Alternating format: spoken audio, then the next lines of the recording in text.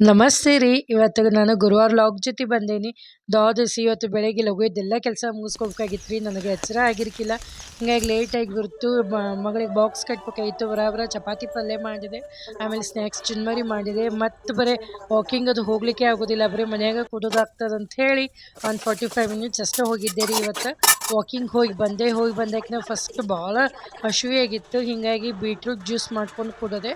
Beetroot juice ಮಾಡ್ಕೊಂಡು ಕುಡಿದಾದ್ಮೇಲೆ ಮತ್ತೆಲ್ಲ ಮನೆ ಕೆಲಸ ಮಾಡ್ಕೊಂಡಿರಿ.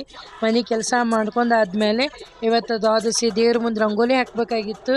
ನಿನ್ನೆ ಏಕಾದಶಿಗೆಲ್ಲ ಸಂಕಲ್ಪ ಮಾಡಿ ಹಿಡಿದಿರ್ತೀವಿ. ಹಿಂಗಾಗಿ ಇವತ್ತಿಂತ ಹಾಕೋತ 4 ತಿಂಗಳ ಶಂಖ ಚಕ್ರ, ಆಕಳ ಕರು, ಲಕ್ಷ್ಮೀ ರಂಗೋಲಿ, ಸ್ವಸ್ತಿಕ್ ಒಟ್ಟು ಎಲ್ಲ ಈ ಥರ ಹಾಕ್ತದೆ ರಂಗೋಲಿ.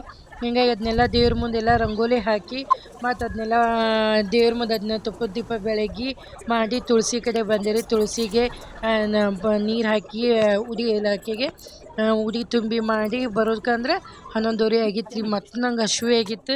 ಹೀಗಾಗಿ ಮತ್ತು ಚಪಾತಿ ಪಲ್ಯ ತಿನ್ನೋದಕ್ಕಂದ್ರೆ ನನ್ನ ಫ್ರೆಂಡ್ ಬಂದ್ಲು. ನನ್ನ ಫ್ರೆಂಡ್ ಬಂದಮೇಲೆ ಆಕೆ ಹೋಗುತ್ತಾನ ಅಂದರೆ ಮಧ್ಯಾಹ್ನ ಆಯ್ತು.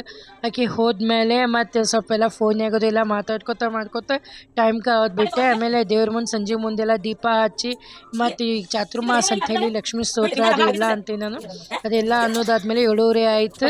ಆಮೇಲೆ ನವಣಕ್ಕಿ ದೋಸೆ ಮಾಡಿದ್ದೆ. ನವಣಕ್ಕಿ ದೋಸೆ ತಿಂದು ಅಂದರೆ ಇವತ್ತಿನ ಡೇ ನಂದು ಮುಗೀತ್ರಿ. ಸಬ್ಸ್ಕ್ರೈಬ್ ಮಾಡಿರಿ, ಶೇರ್ ಮಾಡಿರಿ, ಲೈಕ್ ಮಾಡಿರಿ, ಕಮೆಂಟ್ ಮಾಡಿ.